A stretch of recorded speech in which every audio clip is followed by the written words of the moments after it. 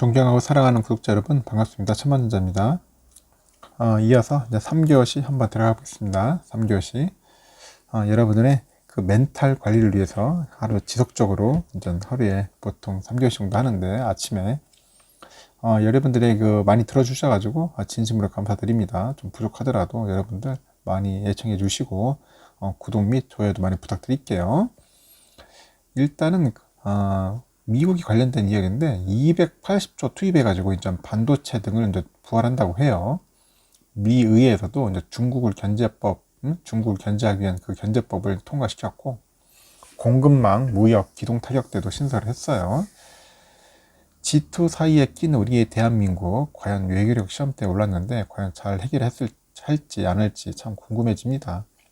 거의 샌드위치 신세인데 이 외교 똑바로 못했다가는 그냥 골로 가는 거죠. 결국은 이런 참 아주 아슬아슬한 상황이 있어요. 한번 그 관련된 이야기를 한번 여러분들에게 한번 전달하도록 하겠습니다.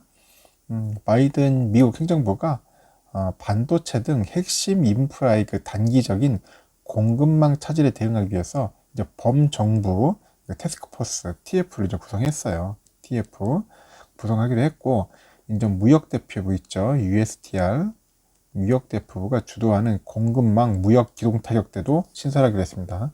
무슨 뭐 군부대 같아요. 공급망 무역 기동 타격대 뭐 이런 것도 만드나? 하여튼간 이런 걸 신설했다고 하니까 참 흥미롭습니다. 미 백악관은 이날 반도체 등 4대 핵심 분야에 그 대해서 범정부 차원의 미 공급망 차질 대응 전략 보고서를 공개를 했는데 모두 사실상 중국 견제를 위한 조치예요. 미 의회도 이날 중국 견제를 위한 첨단 기술 개발에 한 280조 원의 예산을 투입하는 새칭 중국 견제법을 통과시킨 거죠. 중국 견제법. 오죽했으면 중국을 그렇게 막 견제하려고 난리군요. 보니까 참 앞으로 보니까 미국 중국은 서로 좋아질 수가 없을 것 같습니다. 전문가들은 미국의 대중국 첨단 기술 억지인데 억지가 뭐냐? 분명한 우위를 보여가지고 상대방이 양보를 얻어내는 그런 전략이었죠. 그런 억지 전략이 이제 본격화했다고 이제 평가하고 있어요. 그래서 중국의 반격이 예견되면서 미중 양국 간 글로벌 신패권전도 가열될 전망이다. 이제 그렇게 보는 시각들이 많습니다. 글로벌 신패권전. 그 당장 반도체하고 배터리 분야에서 글로벌인 그 선도국인 한국 기업들에게도 적지 않은 영향을 미칠 것이다. 우려되고 있습니다. 이날 백악관 보고서를 보면 그 백악관 보고서에서 꼽은 4대 핵심 분야가 있어요. 반도체를 비롯해서 전기차 그 관련된 대용량 배터리, 뭐 히토리우 등 필수 광물, 뭐 제약 등이에요. 제약. 250여 페이지에 이르는 이 보고서에 중국과 중국의라는 단어가 각각 458번, 108번 언급되는 등 대중국 견제에 초점이 맞춰진 거 대중국 견제. 그래서 반도체 생산에 있어서 그 비중이 큰 한국도 뭐 70번 정도, 뭐 70번 넘게 거론됐대요. 한국이라는 명칭이 엄청나게 많이 나왔다는 거죠. 어디는 뭐 77번 나왔다는 말도 있고 하는데 하여튼 많이 나왔습니다. 향후 미 행정부의 조치가 한국 기업에 어떤 영향을 미칠지 짐작케 하는 대목인데 백악관은 특히 한국 기업의 그 삼성전자죠. 170억 달러 규모 투자를 언급하면서 공정한 반도체 칩 할당과 생산 증가 그리고 투자 촉진을 위해서 동맹 및 파트너와의 관여를 강화할 것이다. 그렇게 밝힌 겁니다. 앞으로 삼성전자와 같이 하겠다. 결국 삼성전자 와서 하라는 거죠. 빼도 박도 못하게 이제 만들어 놓은 겁니다. 이를 위해서 미 행정부는 범정부 이제 태스크포스도 구성하고요. 아까 무역대표부가 주도하는 공급망 무역 기동 타격대도 신설하기로 했다. 해가지고 거창한 목표를 이제 딱 내세운 겁니다. 그래서 상무부는 자동차 및 국방물자 생산 등에 필요한 그 히토류나 네오디뮴 자석 수입에 있어서 무역 확장법 232조를 적용해서 조사할지를 검토하기로 했고요. 미국은 네오디뮴 자석을 대부분 중국에서 이제 들여오는 것보다 네오디뮴 이런 게 있는가 봐요. 나도 처음 들어본 건데 네오디뮴 이런 뭐 이런 물질이 있는가 봐요. 네오디뮴. 참 특이합니다. 하여튼 이날 미 상원은 같은 날 반도체 등 중국이 집중 육성 중인 첨단 산업 기술 개발하고요. 그 생산에 한 2,500달러를 집중 지원하는 중국전제법을 찬성 68, 반대 32 압도적인 표 차이로 처리했어요. 280조를 투자해가지고 중국을 견제하겠다. 중국 견제. 과연 될까요? 280조 가지고. 좀 부족할 것 같은데.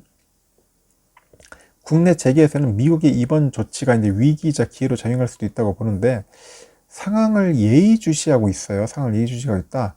그 미국의 강점인 시스템 반도체 설계하고 연계해서 파운드리 사업을 늘릴 가능성도 점쳐진다. 파운드리 사업. 하지만 국내 기업들은 전체 반도체 수출의 60%를 차지하는 중국의 눈치를 보지 않을 수 없어요. 지금 우리 중요한 시장이 뭐 미국도 있겠지만은 결국 중국 시장도 장난 아니다. 이 중국 시장 이거 뭐 안 할 수 없지 않습니까? 아까 말한 것도 60% 넘게 차지하는데 눈치 볼 수 없죠. 전 눈치 봐야겠죠 또. 그 중국 전국 인민대표회의가 있어요. 전인들하고 이 상무위원회는 오는 10일 미국 등 서방국가의 부당한 조치를 중국법으로 막고 손해배상을 청구할 수 있는 내용을 담은 반외국 제재법을 강행 처리할 것으로 알려졌다. 앞으로 보니까 또 미국, 중국도 엄청나게 또 치열하게 싸울 것 같습니다. 뭐 중국 애들 가만히 있겠어요 또. 이 공산당인데. 공산국가 또 하면 한다고 또 확실하게 할 것 같은데. 하여튼 위기 속의 시스템 반도체 등 첨단 산업을 조기에 육성할 수 있는 기회도 있는 만큼 우리 정부의 외교 역량이 그 어느 때보다도 중요했다. 누가 이런 말을 한 겁니다. 국제무역통상연구원장이라는 분이. 우리 정부의 외교 역량이 그 어느 때보다 중요했다. 참 힘든 시기입니다. 힘든 시기예요. 제가 볼 때는.